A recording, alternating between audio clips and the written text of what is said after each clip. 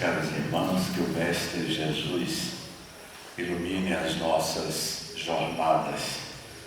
É uma grata alegria retornar ao grão de mostarda, a essa região, porque a última vez que eu estive aqui foi em março de 2020, na caravana baiana da fraternidade, não é? E hoje, após a pandemia, estamos retornando em nome de Jesus, em nome dos benfeitores espirituais.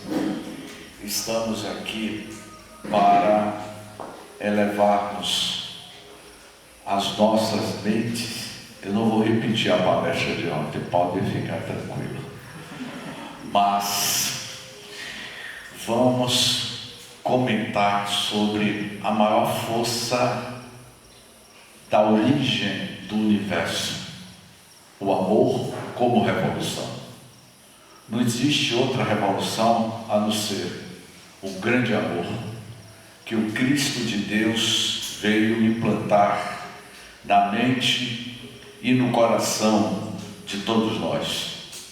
Certamente não somos mais os mesmos quando Jesus começou a colocar as suas pegadas nas areias do mar da Galileia, ou mar de Genezaré. O amor em pessoa encarnava na terra para mudar os padrões das nossas mentes e de nossos corações. Quando o amor veio à terra, era a presença magnânima deste Espírito estelar, o Espírito mais perfeito, que estava mergulhando neste mundo em litígio para trazer novas esperanças para o mundo em transição. O planeta Terra, conforme todos sabemos, é um planeta que está no seu processo de provas e de expiações para o mundo de regeneração. Só que este mundo de regeneração e transição já vem ocorrendo desde quando Sócrates, Platão, os grandes filósofos da antiga Grécia, os precursores socráticos, já falavam da missão espiritual do Filho do Homem na Terra. E quando Jesus aqui esteve, iniciou-se esse grande processo de um planeta de provas e de expiações para um novo planeta em regeneração. E essa regeneração é uma reação, uma revolução no mundo íntimo de cada um de nós. Esse é o grande desafio para todos nós. Portanto, Jesus, ele é o paladino dessa grande revolução, a revolução do amor. O jesuíta Teilhard de Chardin, um francês, que viveu entre o século XIX e início do século XX, Teilhard de Chardin, ele tem uma frase que diz o seguinte: dominamos a energia do vento, dos mares e do sol, mas no dia em que o ser humano aprender a lidar com a energia do amor, este conhecimento será tão importante como foi a descoberta do fogo. Esse texto está nesse livro, O Amor como Revolução. Amar é a única revolução. E nós vamos fundamentar a nossa palestra da noite de hoje, aqui no Grão de Mostarda, fundamentado nesta obra, e que tem como uma das assinaturas de Anselm Grün. Anselm Grün, ele é um monge, também jesuíta, alemão, e o Anselm Grün, ele vai construir uma ideia do que seja verdadeiramente o grande projeto divino do amor em nossas vidas. Porque todos aspiramos uma vida saudável. Quem aqui neste auditório não aspira pelo mundo melhor, pela nossa felicidade interna? Quem não busca uma felicidade interna? Todos nós buscamos. E há um trecho nesse livro que Anselm Grün, ele vai dar uma definição sobre a revolução do amor. E ele diz assim: a revolução do amor tornou-se visível em Jesus. Sua maneira de falar com as pessoas, como ele as adorava e tocava, tudo levava a marca do amor. Tudo que Jesus realizava levava a marca do amor, porque Jesus é a própria personificação do amor na terra. Quando as pessoas se aproximavam de Jesus e tocavam na sua túnica, o Rabi dizia: uma virtude saiu de mim, porque Jesus é a luz do mundo. Como ele afirmou: eu sou o caminho, a verdade e a vida. E sendo o caminho, a verdade e a vida, ele veio nos ensinar a despertar esse sentimento de amor, essa semente de amor, esse grão de mostarda de amor que já existe dentro de cada um de nós. E parafraseando a instituição espírita de Nova Sole, grão de mostarda. Por que essa instituição leva esse nome, grão de mostarda? O que é um grão de mostarda? Então, essa semente do amor, esse grão de mostarda que se transforma na mitologia católica no sentimento elevado de transformação da nossa vida íntima. Se tu tiveres fé do tamanho de um grão de mostarda, removerá os obstáculos.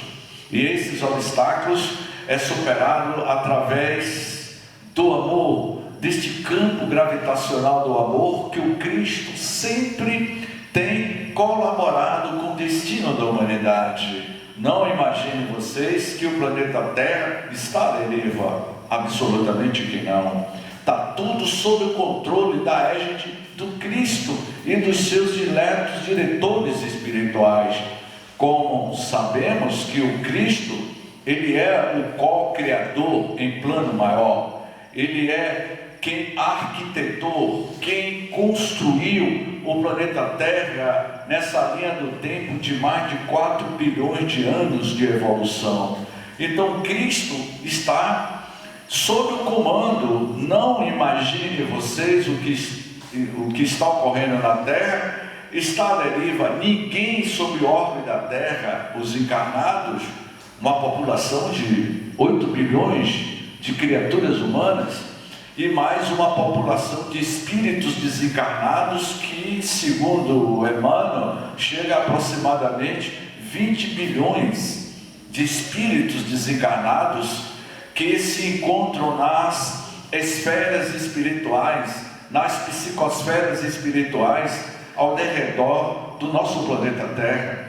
Tudo está sob o controle da égide deste grande governador que é o Cristo planetário. Então, o amor emanado de Jesus fascinava as pessoas.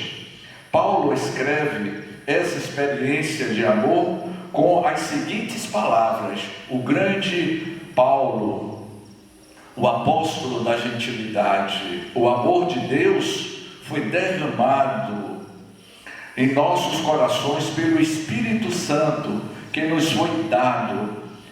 Então Paulo, ele vai definir como ninguém o poder do amor na tua vida, na tua jornada.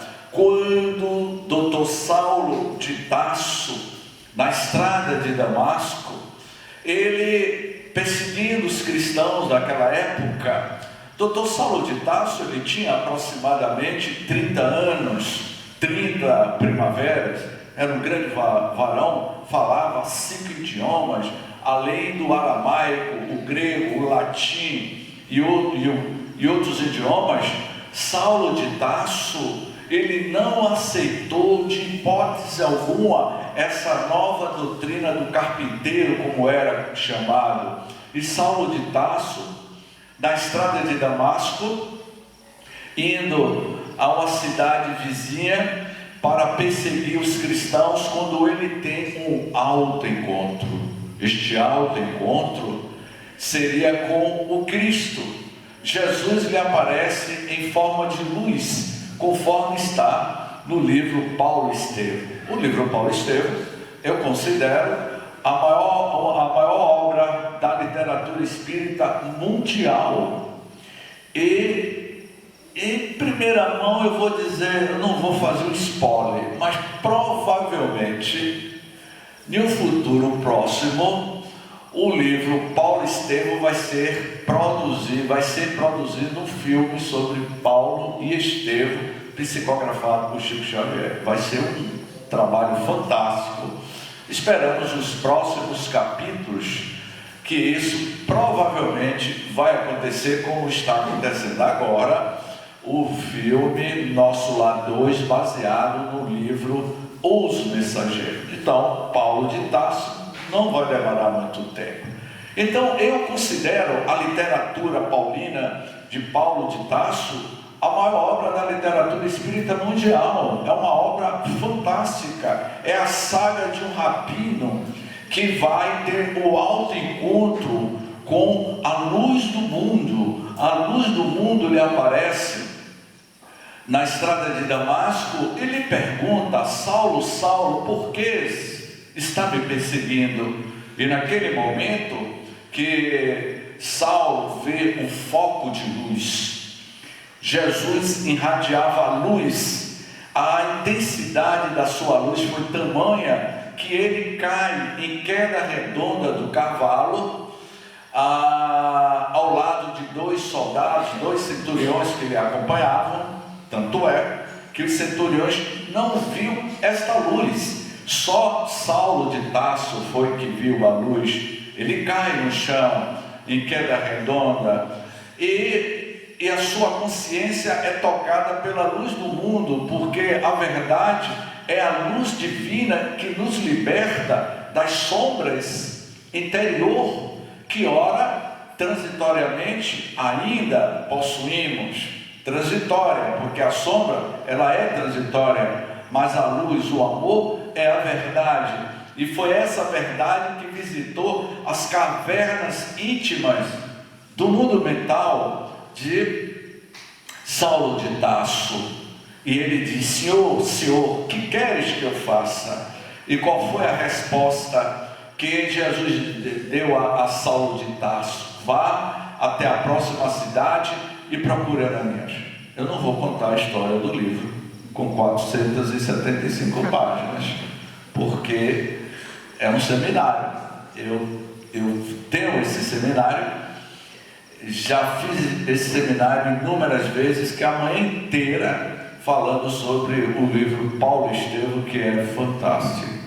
E ele foi tocado 30 anos, quando ele teve um encontro com o Espírito da luz, o Espírito amor, e ele seria decapitado aos 60 anos de idade. Significa que foram 30 anos sentindo na pele e na alma a sua catarse. Para os leigos, catarse significa a sua transformação interior. Então, eu sempre comento que todos nós somos um Saulo de Tarso na estrada de Damasco, e que um dia cairemos do cavalo, no sentido figurado, para sentir o alto encontro com o nosso irmão maior, guia e modelo da humanidade, que é o Cristo. Então, quando ele afirmou que eu sou todo o amor, o que nos falta para nós nos amarmos uns aos outros?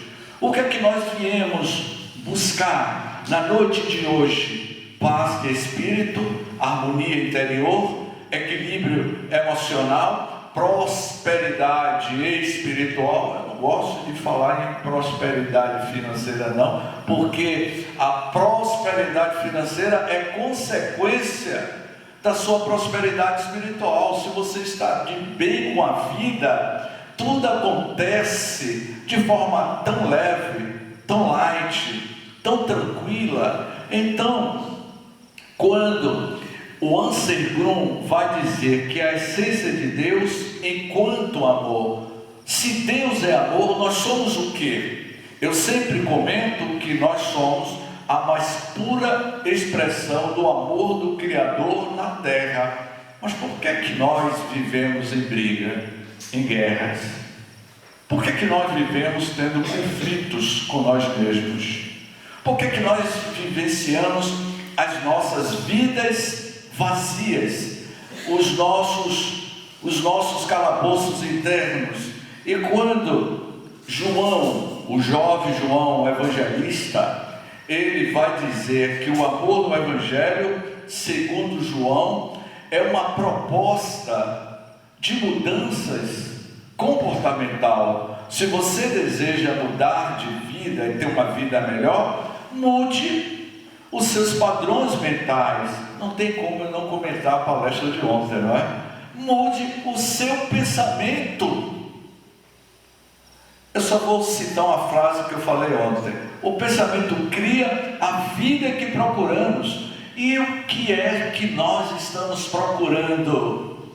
O que é que nós estamos almejando para uma vida melhor, para uma vida em plenitude? O significado da palavra plenitude, eu vou dizer. Lá, na Casa do Caminho, em Salvador, eu estou fazendo parte do grupo de estudos da obra A Gênese, da Casa do Caminho. Antes da pandemia, eu estava proferindo uma palestra e o auditório da Casa do Caminho tem capacidade para quase 700 pessoas. E o auditório estava lotado com quase 700 pessoas. E você não sabe quem é que está aí na plateia. O expositor espírita, alguém que está do lado de cá falando, não sabe para quem você está se dirigindo, ou você está sentado ao lado de uma pessoa que você não sabe quem é. Então, eu estava proferindo essa palestra, para a minha surpresa, quando, diante daquele auditório lotado, eu olhei para um rapaz, um senhor, 60 anos, ele deve ter uns 60 anos, e eu identifiquei ele, que estava naquele auditório, assistindo a palestra espírita, um grande empresário do mercado brasileiro, um homem que tem uma fortuna milionária, era um milionário, que estava assistindo a palestra doutrinária na Casa do Caminho, em uma terça-feira à noite. Um homem milionário e tem 3.000 funcionários sob a sua responsabilidade. E ele estava lá assistindo a palestra. E no momento que eu estava falando, eu olhei para ele e ao lado tinha um rapaz. Eu fiquei imaginando que aquele rapazinho, eu não imaginava que ele estava sentado ao lado de um dos grandes milionários do mercado do varejo brasileiro. Por uma questão ética eu não vou dizer quem é, mas um homem que eu conheço no mundo dos negócios. E quando terminou a palestra, ele veio me procurar e disse: James, eu não sabia que você era espírita, porque a minha relação com ele era estritamente profissional. E ele, no anonimato, aquele homem que tem uma fortuna de milhões e milhões de reais, ele me disse: James, eu vim buscar um tratamento espiritual. Meus irmãos, não adianta você ter filial em Nova York, não adianta você ter filial na Espanha, no Japão, na Argentina, na China, fazer negócio com o mundo inteiro, ter muito dinheiro nas bolsas de valores de Wall Street, mas você bate a porta da Casa do Caminho em busca daquilo que nenhum dinheiro compra, que é a paz de espírito, é a busca do amor. Eu estou precisando de um tratamento espiritual, e eu encaminhei ele para que ele procurasse a pessoa que iria me encaminhar. Ele passou pelo anonimato, como aqui mesmo nesse auditório tem muita gente que está no anonimato, se bem que é uma cidade todo mundo se conhece. Mas o que eu quero dizer é que não é o dinheiro, não é o poder que vai me dar a paz, essa paz que o Cristo veio apresentar para a humanidade, essa paz que João Evangelista fala, é uma paz, um amor, aonde o ladrão jamais roubará e a ferrugem jamais o destruirá. Porque você pode ter todo o patrimônio do mundo, mas se você não tiver paz interior, equilíbrio espiritual, não adianta. Então ele vai dizer, Deus é amor, e quem permanece no amor, permanece em Deus, e Deus permanece nele. João capítulo 4, versículo 16. Permaneça no amor de Deus, sinta a iminência desse divino, desse Criador em você. Se aspiramos de fato uma vida melhor, um sentimento melhor, vamos sentir o que aquela senhora sentiu.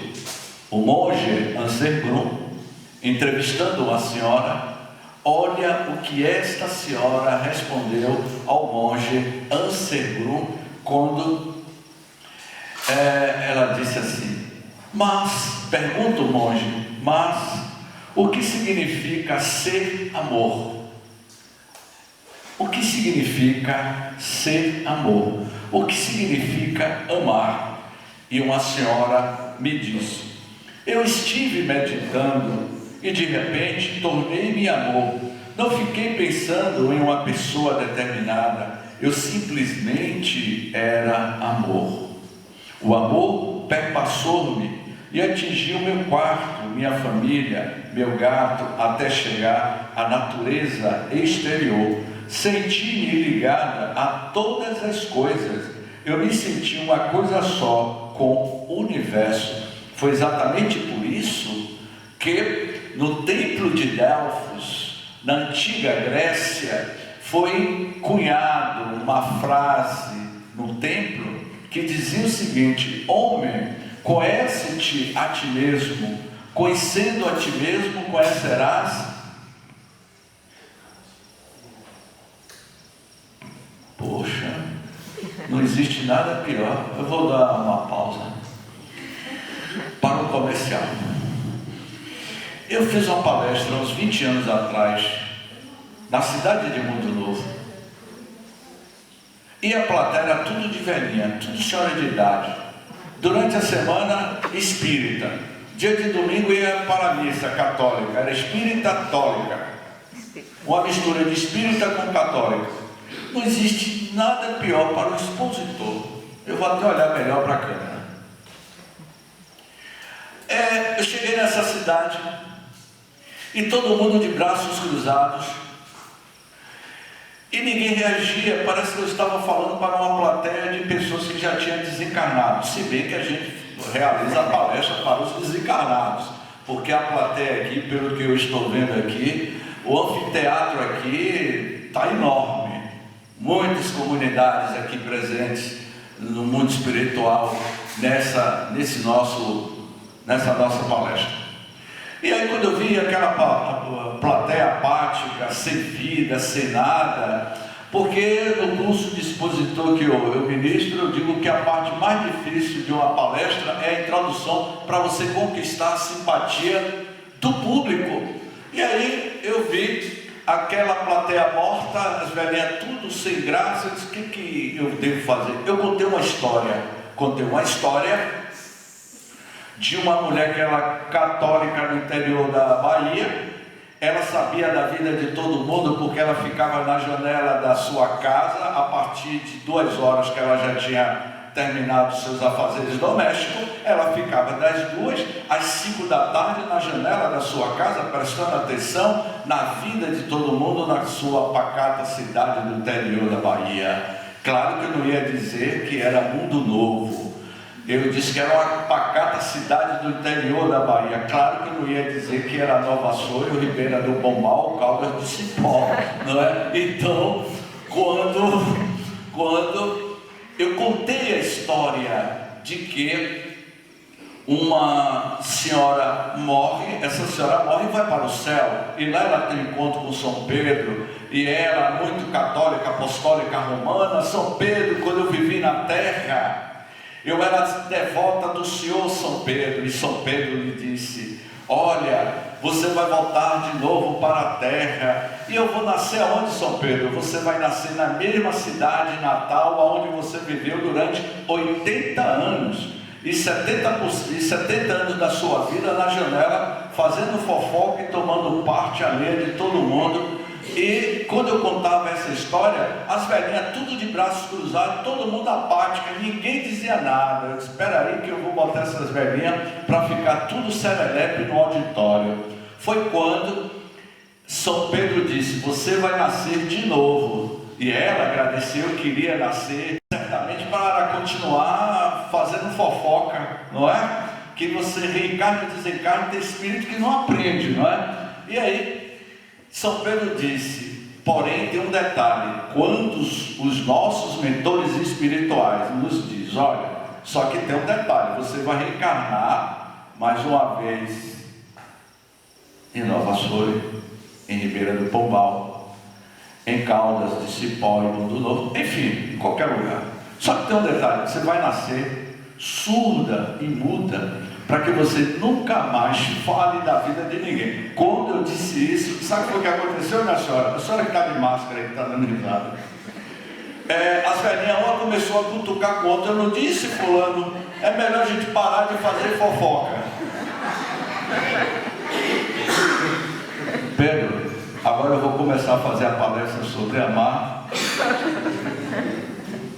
Aí as velhinhas começaram a dar risada. Eu disse: agora sim, agora eu vou começar a fazer a palestra. Então, o que eu quero dizer é que o amor nos transpõe os portais da imortalidade. Sentir esse amor, permanecer no amor, sentir esse sentimento do amor que essa mulher sentia. Eu estava me sentindo envolvida pelo sentimento de amor muito profundo. Portanto, meus queridos irmãos, a doutrina espírita não nos pede muito, apenas que aprenda a amar o próximo como eu vos amei. Amar a si, ter dignidade, ter respeito, ter compaixão para com você mesmo, ter dignidade, ter todos os sentimentos positivos na tua vida. E agora sim você vai amar o próximo, porque amar o próximo é a extensão dos sentimentos que você já conquistou na sua vida. E amar o próximo, agora sim você vai conseguir amar a Deus, porque amar a Deus significa amar no primeiro estágio a você, no segundo estágio o próximo e no último estágio a Deus. Você não pode amar a Deus se amar aquele que está mais próximo de você. Então, Teilhard de Chardin, dentro desse texto, ele vai dizer: o amor que parte do coração de Jesus permeia o mundo inteiro, inclusive a matéria. Eu vou dar uma pausa aqui, isso é interessante. No Jônio, um dos capítulos do Livro dos Espíritos, que diz que o espírito, na medida que vai evoluindo moralmente e espiritualmente, o espírito vai intelectualizando a matéria. Então, na medida que você vai evoluindo moralmente e espiritualmente, a matéria vai se intelectualizando. A mãe Gaia, este organismo vivo chamado planeta Terra, ele é um organismo vivo, ele pulsa, ele tem os seus chakras, ele tem os seus campos magnéticos. Quando começou o lockdown, em março de 2020, houve comentários em várias partes do mundo de que estava se ouvindo uma vibração. Isso foi notório. O que significava isso? O mundo desacelerou, as pessoas pararam de fazer barulho e a Mãe Gaia começou a reagir. A gente ouvia a vibração do campo magnético da Terra, que vibra em 33,2 MHz, a frequência da Terra no seu campo gravitacional. E nós temos frequências, cada um de nós temos as nossas frequências, temos os nossos chakras, que ele vai se conectar com o mundo aonde você está habitando, a comunidade aonde você está residindo. A cidade de Nova Açores, ele pulsa proporcional ao estado emocional dos seus moradores, não é? Então cada cidade reflete os seus padrões mentais, reflete os seus sentimentos coletivos. Portanto, meus irmãos, quando Teilhard de Chardin diz que o amor que parte do coração de Jesus permeia o mundo inteiro, inclusive a matéria, ele usa, para tanto, a palavra amortização. Amortização. Todo o mundo, toda a matéria está embebida de amor. O átomo, o protoplasma. A tabela periódica dos seus 103 elementos vibra tudo amor. A formiga vibra amor, não é? Tudo vibra amor. O coronavírus virou amor. Como diz, tudo é amor. Tudo está em evolução. O Frei Joffre Capra, quando ele esteve em Salvador, ele disse: nós não evoluímos no planeta Terra, evoluímos com o planeta Terra. Tudo está em evolução. Não pense que nós estamos um separado do outro. Nós vivemos em uma verdadeira cadeia de sintonia, de sincronicidade, não é? Então, quando Paulo de Tarso, ainda dentro desse texto, amar é a única revolução, porque fala-se de tantas revoluções. Jesus, ele foi um revolucionário no sentido de aplicar a boa nova na terra. Ele esteve na terra para apresentar o código de ética, e olha que ele não falou tudo. Jesus falava através de metáforas, através de parábolas. Se Jesus dissesse tudo, a nossa mente não suportaria o teor das suas mensagens. Quando ele afirmou: hei de vos enviar um Consolador prometido, e este Consolador revelará o que até então eu não posso falar. Imagine se Jesus, naquele célebre diálogo com Nicodemos, dissesse o seguinte: Nicodemos, isso há 2000 anos atrás, Nicodemos, você não sabe que as mulheres têm as trompas de Falópio? É ou não é? É ou não é? As mulheres têm as trompas de Falópio, Nicodemos. Porque o diálogo de Nicodemos com Jesus era um diálogo sobre a lei da reencarnação, e que a reencarnação era um dito muito conhecido entre a cultura judaica e a cultura hebraica. Com a história do cristianismo nascente, com interesses do Papa Júlio III, foi que houve muitas mudanças no código de ética hebraica e dos judeus. E o diálogo de Jesus, que era um judeu, com o doutor Nicodemos, o homem da lei: mas você não sabe que para nascer de novo tem que entrar no ventre da mãe? Jesus afirmava a questão da reencarnação. Mas se Jesus dissesse: Nicodemos, as mulheres têm trompas de Falópio, Nicodemos, e existe, Nicodemos, 300 milhões de espermatozoides, e cada espermatozoide, isso é Jesus falando para Nicodemos há 2000 anos. Cada espermatozoide, que são 300 milhões pelas trompas de Falópio, numa verdadeira maratona, não é? É uma maratona de final de ano. Então eu sempre digo que todos nós somos fruto desta grande maratona, de uma corrida do amor, e carregando o DNA, o RNA, o cromossomo em cada esperma, que vai penetrar no óvulo, do óvulo vai surgir o blasto e o princípio inteligente do universo, ô Nicodemos. O Espírito é uma centelha, é um clarão, e é o Espírito que vai manipular os cromossomos, que vai manipular o esperma, que vai acoplar no óvulo, ô Nicodemos. Você não sabe disso, não? O que ia acontecer com a mente de Dr. Nicodemos? Ele iria simplesmente desencarnar, pirar. Mas o que foi que Jesus falou? Eu vou enviar um Consolador prometido, e esse Consolador apareceria no século XIX, mostraria toda essa questão. E o que eu acabei de comentar aqui com vocês, todos vocês entenderam. Entenderam ou não entenderam? Todo mundo sabe o que é as tropas de Falópio, não é isso, Pedro? Você sabe o que é, né? Hein, Pedro? Eu vou até beber água, que Pedro agora ficou na dúvida. Claro que Pedro não pode saber, mas estude, Pedro. Porque você veio por lá. Você veio por lá. Então, a doutrina de amor de Jesus, este Consolador, veio nos mostrar uma nova proposta de revolução para a humanidade. Todas as formas de vida envolvidas pelo sentimento de amor, de gratidão. E uma dessas frases aqui de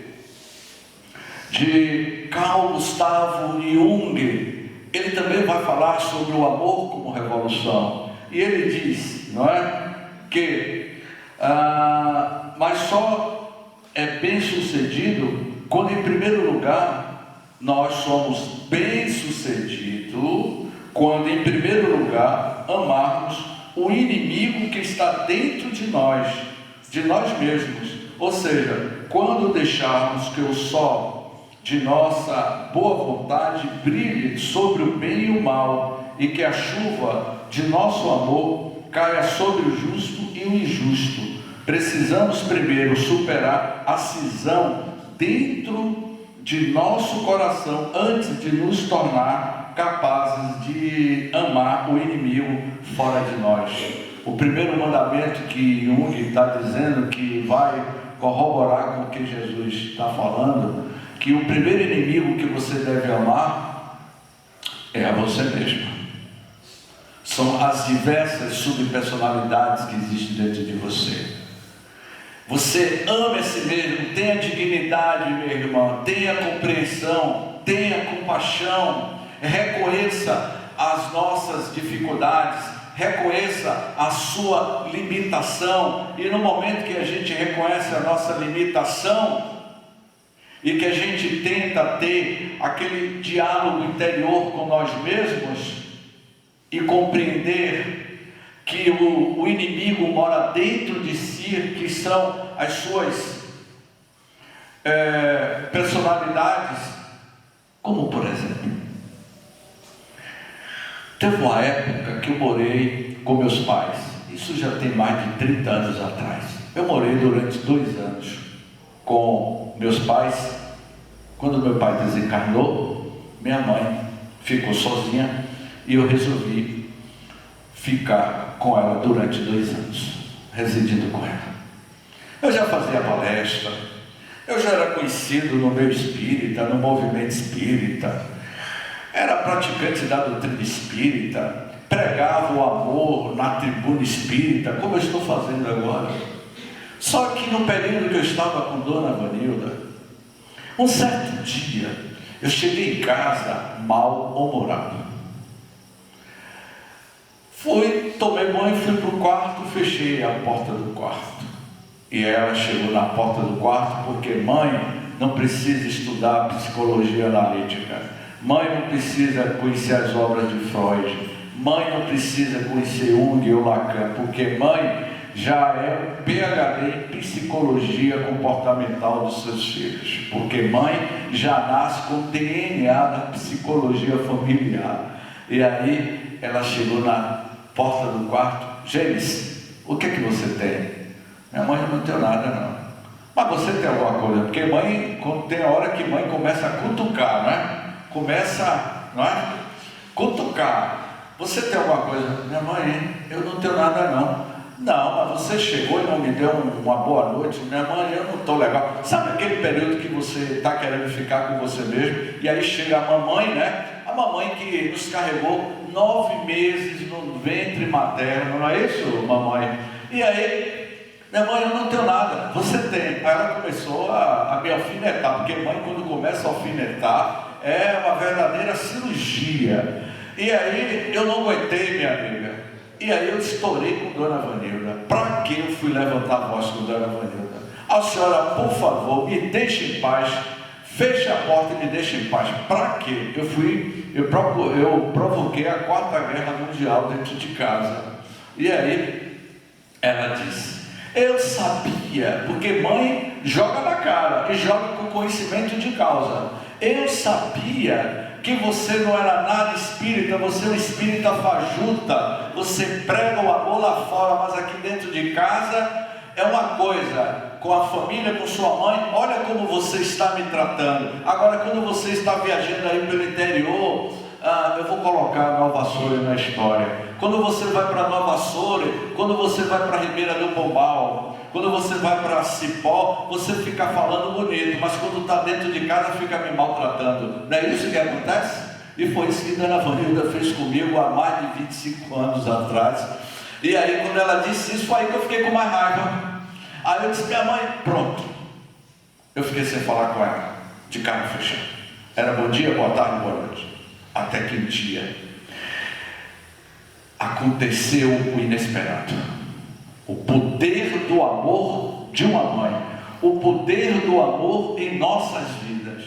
Um certo dia, ela foi assistir a palestra no Humberto de Campos, e já tinha mais de um século que Dona Vanilda não ia no Humberto de Campos, no centro espírita que meu pai fundou. Coincidentemente, quem iria fazer a palestra nesse dia? Não tem um ditado que diz que uma folha não cai de uma árvore sem o consentimento de Deus? Minha mãe já tinha anos que não ia no Humberto de Campos. No dia que ela resolveu ir, quem ia fazer a palestra? Quem? Diga aí, plateia. Eu não ouvi. E aí, quando eu vou realizar a palestra, quem está lá sentado na primeira, e ainda ela sentou na primeira fila, cruzou as pernas e ficou balançando a cabeça feito lagartixa, que quando mãe balança a cabeça e fica assim, ó, ela está me escaneando. Mãe, ela tem capacidade de escanear. Ela sentou na primeira fila, e quando eu olhei Dona Wanda, o que você está fazendo aqui? Eu vim assistir a palestra.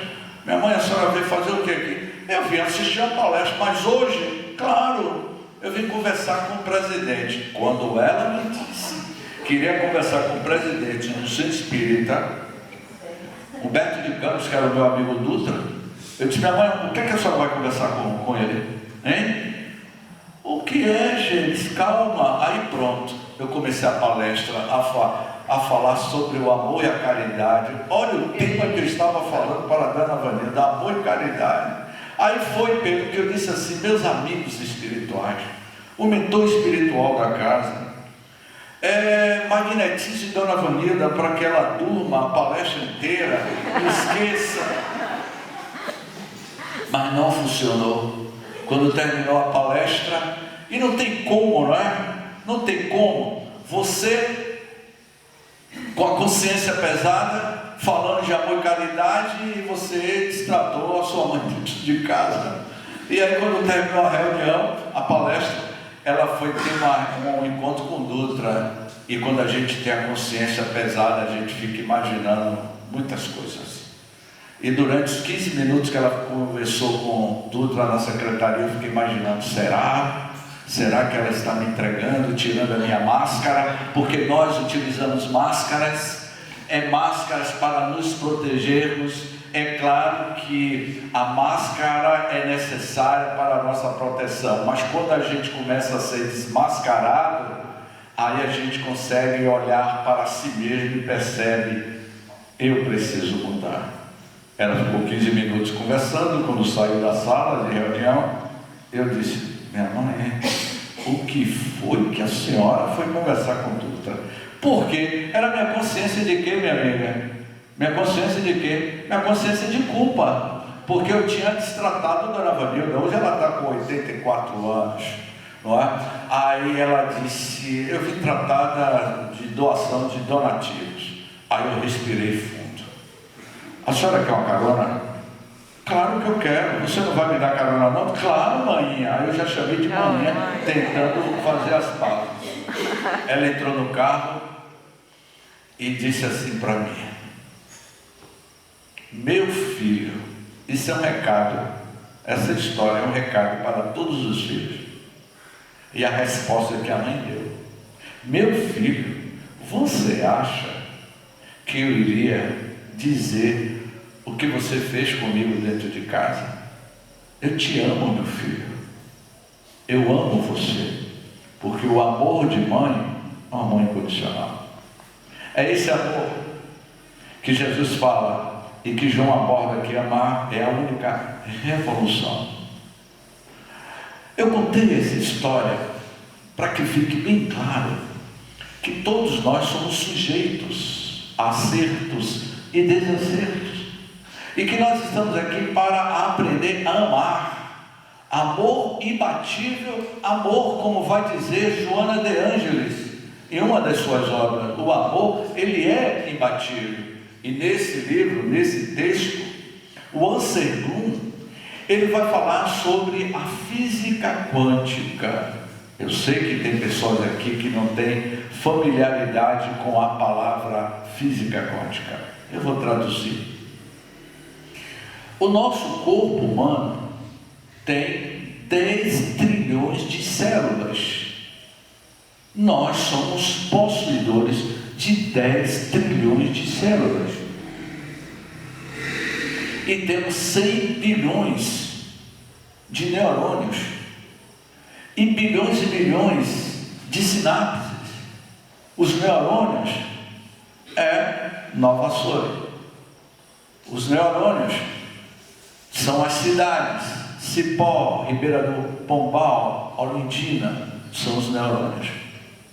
E as sinapses são as estradas que ligam uma cidade a outra.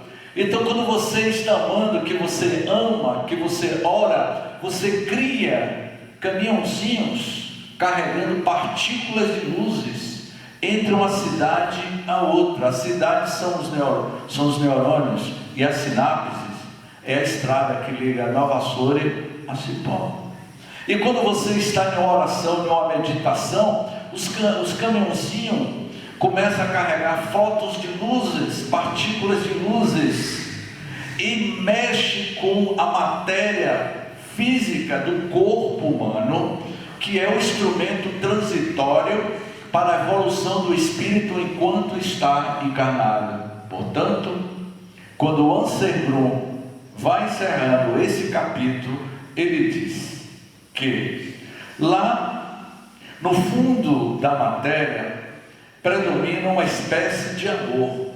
No fundo da matéria predomina uma espécie de amor, pois as partículas subatômicas revelam de alguma forma tomar conhecimento uma da outra. Essas partículas atômicas tomam conhecimento uma da outra quando a gente produz o sentimento de amor. Lá existe entre elas uma inteligência não causal e não localizável, ao que tudo indica, a um campo universal em que tudo está interligado. E na última instância, a energia que interliga todas as partes, todas as partículas, é o amor. O amor como solução. E para encerrar,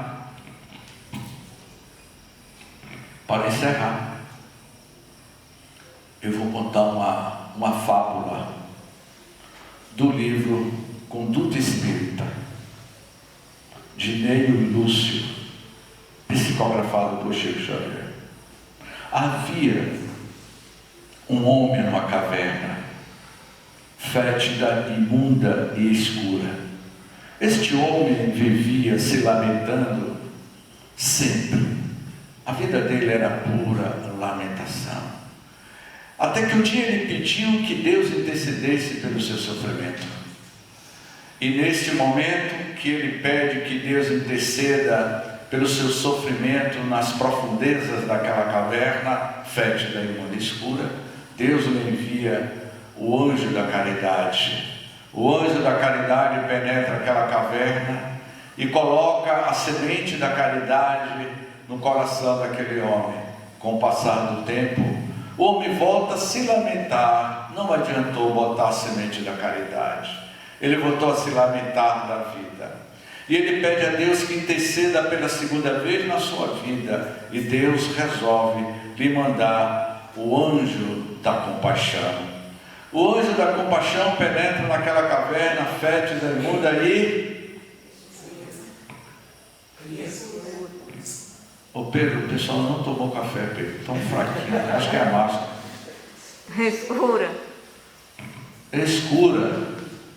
Então, poxa, agora eu fiquei desanimado com essa palestra. Está todo mundo atento. Poxa, agora eu fiquei triste. Falar de amor, a gente tem que ficar atento. Claro que eu estou interagindo com vocês, meu amigo.